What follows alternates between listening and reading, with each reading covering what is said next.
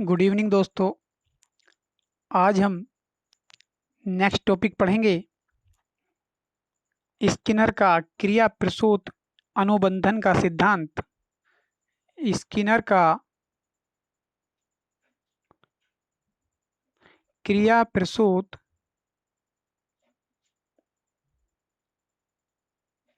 अनुबंधन का सिद्धांत point two point पढ़ेंगे हम, कोई भी टॉप पॉइंट इसमें छोड़ेंगे नहीं। और यहाँ से 100% एक क्वेश्चन हर एग्जाम में आता है। लास्ट में मैं दिखाऊंगा आपको, 2-3 पेपर मेरे पास रखे हुए हैं जो क्वेश्चन बार बार पूछे गए हैं। तो स्किनर का क्रिया प्रसूत अनुबंधन का सिद्धांत, इसमें स्किनर ने एक सफ़ेद चूहे पर प्रयोग किया था। स्किनर ने एक बॉक्स लिया और उस बॉक्स के अंदर एक सफ़ेद चूहे को बंद कर दिया और ये सफ़ेद चूहा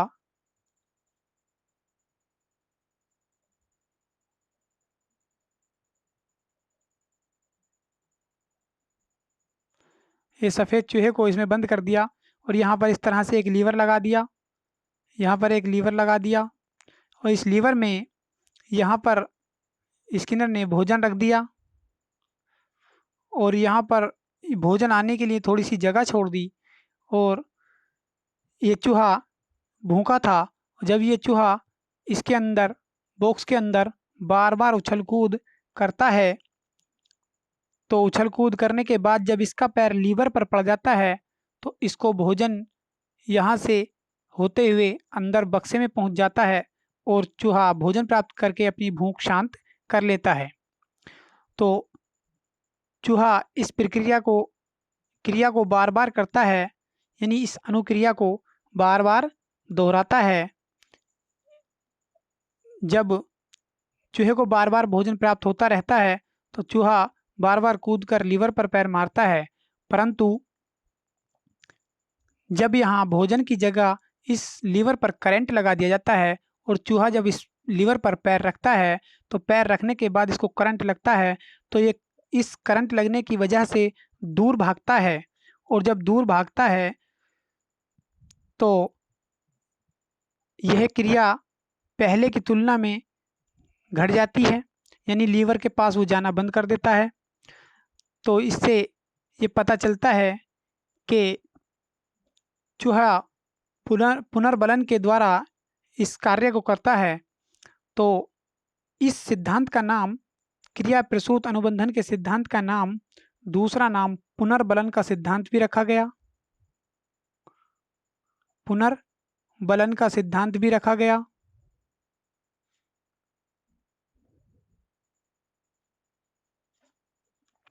और ये प्रयोग, स्किनर का प्रथम प्रयोग जो सफ़ेद चूहे पर था, ये सफ़ेद चूहे पर था, ये सन 1938 में किया गया। ये सन 1938 में स्किनर ने प्रयोग किया और जब ये माना गया कि हो सकता है सफ़ेद चूहा इस तरह की क्रिया कर रहा हो, तो इन्होंने अपना दूसरा प्रयोग इस बात को सिद्ध करने के लिए दूसरा प्रयोग एक कबूतर पर किया। इन्होंने एक कबूतर को भी एक इस तरह से पिंजरे में बंद किया।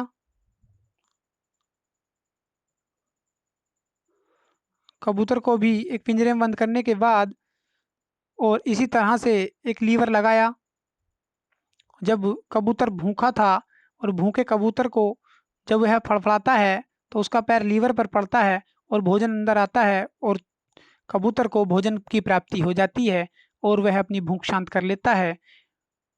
और सेम वही प्रक्रिया जब इस पर करंट लगाया जाता है तो कबूतर इससे दूर भागता है। यानी जब चूहे को और कबूतर को भोजन मिलता है, यानी सकारात्मक पुनर्बलन मिलता है, तो वह अनुक्रिया को बार बार दोहराता है। और जब इन दोनों को ही करंट मिलता है तो ये अपनी अनुक्रिया को कम कर देते हैं। इसी प्रकार पुनर्बलन को सकारात्मक पुनर्बलन और नकारात्मक पुनर्बलन दो भागों में बांटा गया। यानी कबूतर पर प्रयोग इन्होंने द्वितीय प्रयोग सन 1943 में किया, सन 1943 में किया। इस पुनर्बलन को इसी बेस पर पुनर्बलन को दो भागों में बांटा गया, सकारात्मक पुनर्बलन और नकारात्मक पुनर्बलन। सकारात्मक पुनर्बलन में जैसे एक चूहा और कबूतर भोजन की प्राप्ति के लिए बार बार अनुक्रिया दोहराते थे, उसी प्रकार एक बच्चा भी बार बार अनुक्रिया दोहराता है। तो इसमें सकारात्मक पुनर्बलन में हम पुरस्कार, प्रशंसा और सम्मान, ये तीनों सकारात्मक पुनर्बलन में आते हैं। और जैसे चूहे को और कबूतर को करंट लगाया गया तो वो दोनों नकारात्मक पुनर्बलन के उदाहरण हैं। इसी तरह से बच्चे के लिए नकारात्मक पुनर्बलन हो सकता है दंड, भय, मना करना, डांटना और दुख देना या कष्ट देना। ये एक बच्चे के लिए नकारात्मक पुनर्बलन हो सकते हैं। अब बात आती है पुनर्बलन होता क्या है। पुनर्बलन किसी प्रक्रिया के बार बार दोहराने की संभावना का बढ़ना, किसी अनुक्रिया के बार बार दोहराने की संभावना का बढ़ना पुनर्बलन कहलाता है। किसी अनुक्रिया के बार बार दोहराने की संभावना का बढ़ना पुनर्बलन कहलाता है। जिस प्रकार एक सफ़ेद चूहा भोजन प्राप्त होने के लिए बार बार अनुक्रिया करता है और उसको दोहराता है तो वह सकारात्मक पुनर्बलन, और जब करंट लगता है तो वह अनुक्रिया कौन सी दोहराता है, इससे दूर भागने की अनुक्रिया दोहराता है, तब उसे नकारात्मक पुनर्बलन कहते हैं। व्यवहार जो चूहे ने किया और कबूतर ने किया, इस व्यवहार के आधार पर स्किनर ने व्यवहार को दो भागों में बांटा, व्यवहार को दो प्रकार का बताया। स्किनर ने बताया कि व्यवहार दो प्रकार का होता है, प्रतिक्रियात्मक या क्रियात्मक व्यवहार। नंबर 1,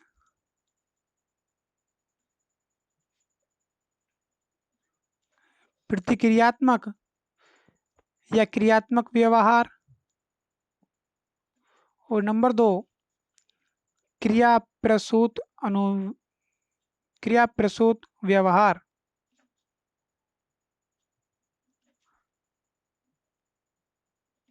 क्रिया प्रसूत व्यवहार। तो प्रतिक्रियात्मक व्यवहार कब होता है, जब चूहे को बार बार भोजन दिया जाता है, यानी एक भूखे चूहे को उसकी भूख उसके लिए उत्तेजक या उद्दीपक का कार्य करती है। जिस प्रकार थॉर्नडाइक के सिद्धांत में बिल्ली के लिए भूख उद्दीपक का कार्य करती थी, उसी प्रकार प्रतिक्रियात्मक व्यवहार में उत्तेजक या उद्दीपक का कार्य चूहे की भूख कर रही है। परंतु जब इसको शिक्षा में लाया गया तो ये देखा गया कि जब बच्चा स्कूल जाता है और स्कूल जाने के बाद उसको मैम बार बार टॉफ़ी देती हैं, यानी उत्तेजक देती हैं, उद्दीपक देती हैं, तो अनुक्रिया करता है और बच्चा अनुक्रिया करता है, स्कूल जाना शुरू कर देता है। और बाद में बच्चे को टॉफ़ी ना दी जाए तो भी बच्चा स्कूल जाता है, यानी क्रिया प्रसूत व्यवहार स्वेच्छा पर आधारित होता है, स्वेच्छा पर आधारित होता है। तो ये सफ़ेद चूहे पर स्किनर का प्रयोग था। इन्होंने बताया कि बच्चे को जो पुनर्बलन हमें देना है, बच्चे को पुनर्बलन जो हमें देना है, वो पुनर्बलन हमें उत्तेजक को, यानी जो पुनर्बलन करने वाला उत्तेजक है, अनुक्रिया के बाद नहीं देना चाहिए, यानी उत्तेजक को अनुक्रिया से पहले ही दे देना चाहिए। जिस प्रकार एक बच्चा बार बार स्कूल में जाने के बाद टॉफ़ी प्राप्त करता है तो अपना काम अच्छा करता है, उससे ये न कहा जाए कि हम तुम्हें, यदि ये काम ठीक करोगे तो हम तुम्हें टॉफ़ी देंगे, बल्कि उसको पहले टॉफ़ी दे दी जाए कि अब इस काम को बहुत अच्छा करो, तो हो सकता है कि बच्चा उस काम को और अच्छा करे। तो ये कहना था स्किनर साहब का कि पुनर्बलन करने वाला उत्तेजक अनुक्रिया के बाद नहीं देना चाहिए। इस प्रकार इनके इस सिद्धांत के कई अन्य नाम निकलते हैं। इन्होंने कहा है कि बच्चा, स्किनर ने सबसे पहले कहा कि इसमें जो बच्चा अनुक्रिया करता है यानी रेस्पॉन्स करता है, अनुक्रिया या रेस्पॉन्स करता है, तो इससे पहले ही हमें पुनर्बलन दे देना चाहिए, यानी इन्होंने रेस्पॉन्स पर अधिक जोर दिया। इसलिए यहाँ से इस थ्योरी को आरएस थ्योरी भी कहा गया। इस थ्योरी को आरएस थ्योरी भी कहा गया। इसके अन्य नाम पुनर्बलन का सिद्धांत, यानी कि, और इसका अन्य नाम नैमित्तिक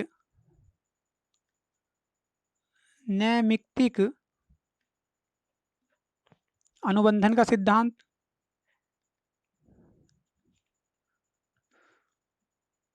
बार बार ये क्वेश्चन एग्जाम में पूछे जाते हैं और इनके नाम घुमा घुमा कर देता है और हम वहाँ कंफ्यूज हो जाते हैं कि पता नहीं कौन सा पूछा है। तो जो इनके अन्य नाम है वो बहुत मोस्ट है, उनको याद रखना है। दूसरा, इसका तीसरा नाम इन्होंने दिया कार्यात्मक प्रतिबद्धता का सिद्धांत। कार्यात्मक प्रतिबद्धता का सिद्धांत। और एक अन्य नाम इसका, इसी कार्यात्मक प्रतिबद्धता को इन्होंने कार्यात्मक अनुबंधन कहा। इसी कार्यात्मक प्रतिबद्धता का सिद्धांत का नाम कार्यात्मक अनुबंधन रखा गया। और इसका एक अन्य नाम सक्रिय अनुबंधन का सिद्धांत कहा गया। सक्रिय अनुबंधन का सिद्धांत या सक्रिय अनुकूलित अनुक्रिया का सिद्धांत।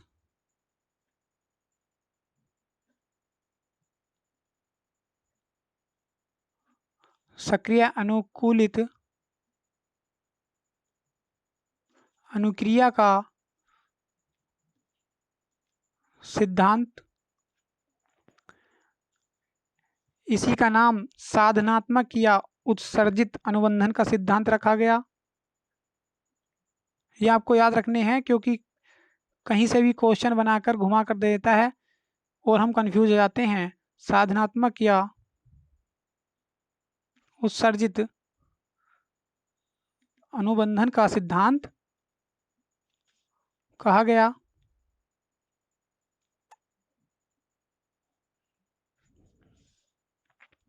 अब हमें लास्ट में इसका एक नाम और दिया गया, अभिक्रमित अनुदेशन का सिद्धांत। अभिक्रमित अनुदेशन का सिद्धांत। अभी मैं आपको पेपर दिखाऊंगा, उसमें किस प्रकार के क्वेश्चन पूछे गए हैं। पहले इसको बहुत ध्यान से एक दो बार वीडियो को देख लेना है, फिर कोई क्वेश्चन छूटेगा नहीं, क्योंकि हम कोई भी पॉइंट छोड़ेंगे नहीं, हम एक एक पॉइंट क्लियर करके चल रहे हैं। अभिक्रमित अनुदेशन के सिद्धांत को 3 भागों में बांटा गया। अभिक्रमित अनुदेशन का सिद्धांत, इसी सिद्धांत का नाम है क्रिया प्रसूत अनुबंधन के सिद्धांत का अन्य नाम अभिक्रमित अनुदेशन का सिद्धांत।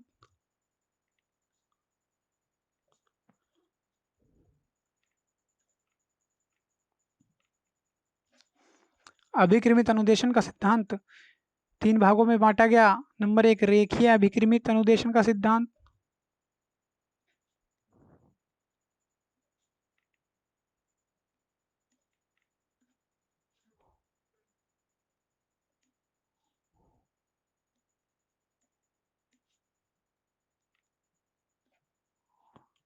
और नंबर 2, यह है रेखीय अभिक्रमित अनुदेशन का सिद्धांत 1952 में दिया गया। यह सिद्धांत, रेखीय अभिक्रमित अनुदेशन का सिद्धांत स्किनर ने ही दिया था। रेखीय अभिक्रमित अनुदेशन का सिद्धांत स्किनर ने ही दिया था। और स्किनर ने कहा था कि हमें पूर्व ज्ञान से ही नवीन ज्ञान को जोड़ देना चाहिए। पूर्व ज्ञान से नवीन ज्ञान को जोड़ना चाहिए। ये स्किनर ने बताया था 1952 में रेखीय अभिकर्मित अनुदेशन के सिद्धांत के द्वारा। तो ये हमें ध्यान रखना है। और दूसरा, इसके जो 3 भाग हैं उसमें से पहला ये हो गया, दूसरा ये है शाखीय अभिकर्मित अनुदेशन का सिद्धांत कहा जाता है इसे। शाखीय अभिकर्मित अनुदेशन का सिद्धांत, और ये सन 1960 में दिया गया था। और ये दिया था नॉर्मन ई क्राउडर ने। ये भी पूछा हुआ एक बार क्वेश्चन है इसका। मुझे पेपर तो नहीं मिला है, लेकिन जो अदर क्वेश्चनों के पेपर मिल गए हैं उनको मैं अभी दिखाऊंगा। नॉर्मन ई क्राउडर ने ये दिया था, और इन्होंने नॉर्मन ई क्राउडर ने शाखीय अभिकर्मित अनुदेशन के सिद्धांत में ये बताया था कि पहले हमें समस्या का पता लगाना चाहिए। बालक की पहले समस्या का पता लगाना चाहिए,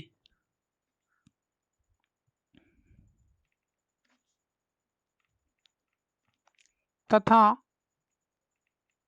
फिर उसका उपचार करना चाहिए।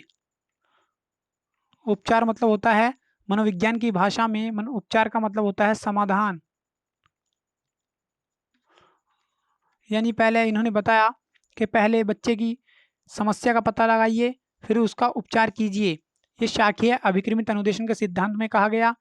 ये एवरी पॉइंट मोस्ट है। सिद्धांत कब दिया गया, किसने दिया, और उसमें उस सिद्धांत का क्या मतलब था और क्यों दिया गया।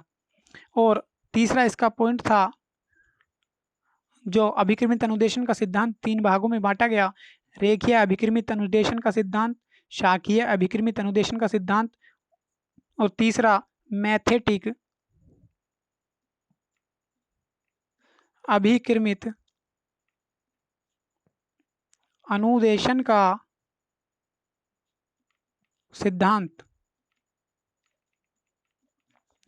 ये सन 1962 में दिया गया, और ये गिलबर्ट ने दिया था। ये गिलबर्ट महोदय एक बहुत अच्छे मनोवैज्ञानिक हैं। इन्होंने दिया था, और इन्होंने कहा था कि पाठ्यक्रम पर इन्होंने जोर दिया था कि पाठ्यक्रम के अनुसार हमें बच्चे को पढ़ाना चाहिए। पाठ्यक्रम पर इन्होंने जोर दिया था। तो इस प्रकार ये स्किनर के चूहे पर और कबूतर पर जो प्रयोग थे, और इस सिद्धांत के जो अन्य नाम थे हमने आज के लिए कवर किए हैं। स्किनर अमेरिका के मनोवैज्ञानिक थे। इनका पूरा नाम मैं एक बार आपको बता दूं। B.F. स्किनर था, और B.F. का मतलब ब्रूर रस, F से फ्रेडरिक स्किनर।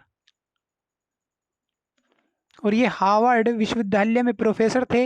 ये अमेरिकन मनोवैज्ञानिक थे, ये भी ध्यान रखेंगे। वैसे पूछा तो नहीं गया है कि कहाँ के मनोवैज्ञानिक थे, और पूरा नाम भी नहीं पूछा गया है, परंतु हमें फिर भी याद रखना है अपनी जानकारी के लिए। इन्होंने लास्ट में क्या बताया, इस प्रैक्टिकल को करने के बाद, यानी क्रिया प्रसूत अनुबंधन के सिद्धांत को जब दिया, तो इन्होंने इसमें पुनर्बलन को सर्वाधिक महत्व दिया।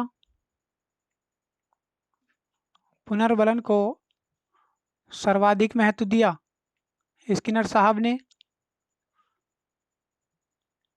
और इन्होंने ये बताया कि प्राणी को सही अनुक्रिया पर तुरंत पुनर्बलन देना चाहिए। बच्चे को ऐसा नहीं है कि बच्चे ने काम बहुत सुंदर किया तो 4 दिन बाद उसको पुनर्बलन दे रहे हैं।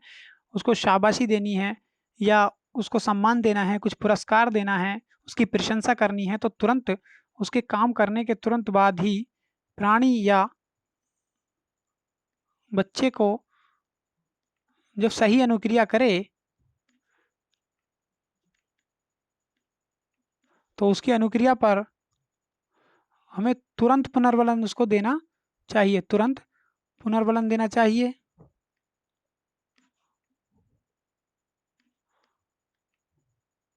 ताकि बच्चे को पता चले।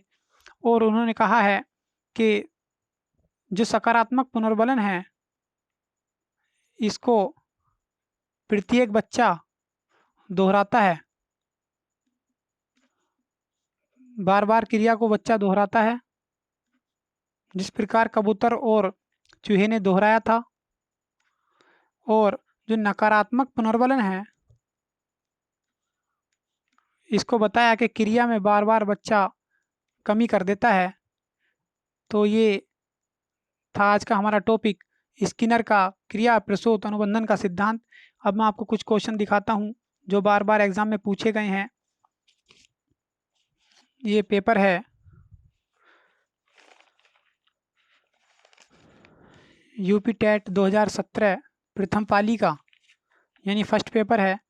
और इसमें एक क्वेश्चन पूछा गया है, क्वेश्चन नंबर 10 है, क्रिया प्रसूत अनुबंधन का सिद्धांत का प्रतिपादन किसने किया था? हल ने, थॉर्नडाइक ने, होगार्टी ने या स्किनर ने?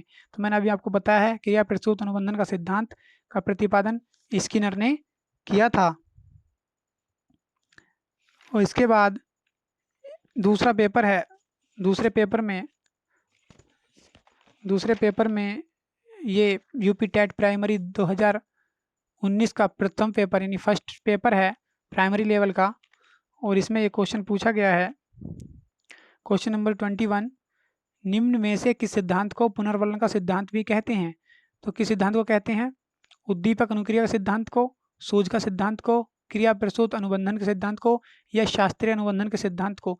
तो मैंने अभी बताया था कि स्किनर ने जो अभी अपना क्रिया प्रसूत अनुबंधन का सिद्धांत दिया था, उस सिद्धांत में कबूतर पर प्रयोग जो किया था, तो उसमें कबूतर भोजन मिलने पर बार बार अनुक्रिया को दोहराता था और करंट लगने पर वो अनुक्रिया को कम कर देता था। यानी ये वहाँ से ही पुनर्बलन का जन्म हुआ। वहाँ से सकारात्मक और नकारात्मक दो प्रकार के पुनर्बलन का जन्म हुआ और उसी बेस पर क्रिया प्रसूत अनुबंधन के सिद्धांत को पुनर्बलन का सिद्धांत कहा गया। तो मैंने आपको ये बताया था। और कुछ क्वेश्चन दूसरे पेपर में आए हुए हैं, मैं उसको अभी आपके सामने ला रहा हूँ। एक ये पेपर है, एक ये पेपर है यूपी टेट 2018 का फर्स्ट पेपर। इसमें भी ये क्वेश्चन आया हुआ है। ये क्वेश्चन आया है क्वेश्चन नंबर 5, क्रिया प्रसूत अनुबंधन का दूसरा नाम है? मैंने जब अभी जो आपको कई क्वेश्चन कराए हैं, इसके क्रिया प्रसूत अनुबंधन के कई नाम याद कराए हैं। तो उनमें से एक नाम है नैमित्तिक का सिद्धांत। ये मैंने अभी नैमित्तिक अनुबंधन का बताया था।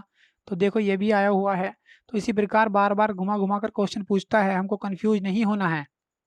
एक क्वेश्चन ये पूछा गया था कि निम्न में से कौन सा युग्म सही नहीं है? सीखने का उद्दीपक अनुक्रिया सिद्धांत थॉर्नडाइक, सीखने का क्रिया प्रसूत अनुबंधन का सिद्धांत BF स्किनर, सीखने का क्लासिकल सिद्धांत पावलोव, सीखने का समग्र सिद्धांत हल। तो इसमें हमें ये देखना है कि अगर हमने ठीक से पढ़े हैं, उद्दीपक अनुक्रिया का सिद्धांत थॉर्नडाइक ने दिया था, ये मैंने पढ़ाया है। सीखने का क्रिया प्रसूत अनुबंधन का सिद्धांत BF स्किनर ने मैंने अभी पढ़ाया है। यदि हमारे ये पढ़ा हुआ नहीं है या नाम याद नहीं है तो हम कंफ्यूज हो जाएंगे। तो देखो इसका क्वेश्चन 4 क्वेश्चन एक ही में ही पूछे हैं। तो इस तरह से क्वेश्चन को कितना भी घुमाए हमें कंफ्यूज नहीं होना है। हमारे साथ बने रहिए। यदि सेशन पसंद आया हो तो क्लास को लाइक कीजिए, चैनल को सब्सक्राइब कर लीजिए, हमारे इस वीडियो को ज़्यादा से ज़्यादा अपने दोस्तों में शेयर कीजिए। हम इसी तरह के कॉन्सेप्ट क्लियर बेस पर आपके लिए वीडियो लाते रहेंगे। आप हमारे साथ बने रहिए। यूपी टेट क्लियर करने के लिए आप हमारे चैनल को सब्सक्राइब कीजिए। कोई भी पॉइंट हम छोड़ेंगे नहीं, पॉइंट टू पॉइंट हम क्लियर करेंगे और जहाँ से एग्ज़ाम में पूछा जाता है बार बार, उन्हीं पॉइंटों को हम फोकस करेंगे। Thank you.